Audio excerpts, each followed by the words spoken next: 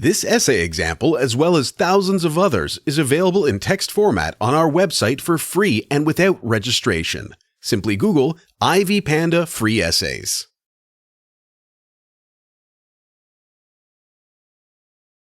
Introduction. The 21st century world is fast and dynamic. Technology has advanced, and every aspect of traditional human life is almost diminished. Historically, inhabitants of this planet have had to perform some activities that center on self-fulfillment and satisfaction.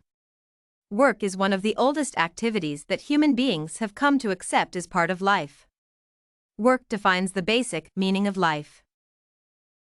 Without work, it is almost impossible to move the world forward, and the pursuit of dreams, economic development, and a better life will grind to a halt. Additionally, the demands of the 21st century world have led to a situation where people have to decide if they work to live or live to work. The former presents a situation where people have no choice and must work to be assured of a good life.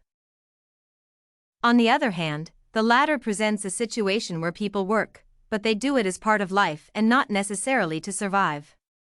The above situations bring to the fore one critical element of work ethic, which is unique to every human being. To better explore and understand the work to live and live to work debate, it is essential to understand each concept involved. Concepts. Work can be defined as the simple drive behind the undertaking of a task and completing it.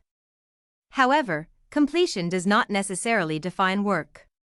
One can undertake a task and fail to complete it, but the fact that some initiative and energy were injected into it qualifies it as work.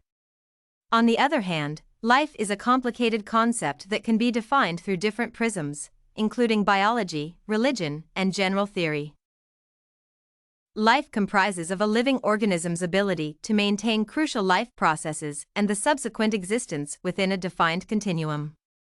It is prudent to point out that if a biological organism has life, then it is subject to mortality, which, in this case, is the continuum that will define life. Work to live and live to work. The current world population is slightly over 6 billion people. All these people belong to one of these classes: work to live and live to work. Working to live is a description that is given to people who work purposely to earn a living. This group of people has their interests elsewhere, and they only work because it is a means to an end. People who work to live don't consider work to be the most essential thing in their lives, and sometimes they try to gain the maximum they can from their work with less effort. On the other hand, living to work describes people whose lives center around their jobs and careers. Success in these people's careers is a significant satisfaction and gives meaning to their lives. Some people are in it for the money, while others are not. However, climbing up the corporate ladder is a common aspiration that these people share. People who live to work consider corporate success important and a benchmark to judge other people's success. As mentioned earlier, working to live or living to work represents two classes to which most people in the world belong. Also, it brings to the fore the vital aspect of work ethic from an individual perspective. It is difficult to determine which of the two is appropriate or beneficial to the individuals who adopt them. Belonging to any of the groups mainly depends on one's perception of work and ambitions in life. Precisely, it depends on a person's innate desire to be defined in a particular way. One of the essential perspectives in determining work ethic and choosing between working to live and living to work is striking a balance as far as working is concerned. Self-knowledge of one's work attitudes is crucial in developing realistic work expectations and in choosing career paths and employers. Several scholars have asserted that there is no particular part of the two that is more beneficial than the other. It all depends on an individual and how much input he/she is prepared to put into it. Some observers allude that in most Scandinavian countries, people work to live, while in the United States, people live to work. The above observation is not proven yet, but it is a general pointer of the attitudes of two different demographic groups. Despite the differences, the two societies, however, display the highest levels of both social and economic development.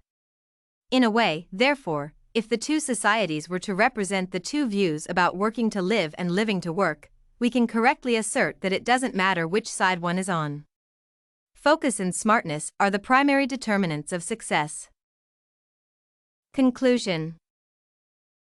It is important to note that work is an integral part of a human being's life, and regardless of where one belongs in the work and life debate, the desire to excel is paramount to success. Human beings are dynamic and every individual is unique, therefore, some people will always work to live, while others will live to work. This essay on work to live and live to work was written and submitted by a student just like you. The Ivy Panda Samples database hosts thousands of works similar to this one, on various subjects. Visit ivypanda.com to find what you are looking for, free of charge.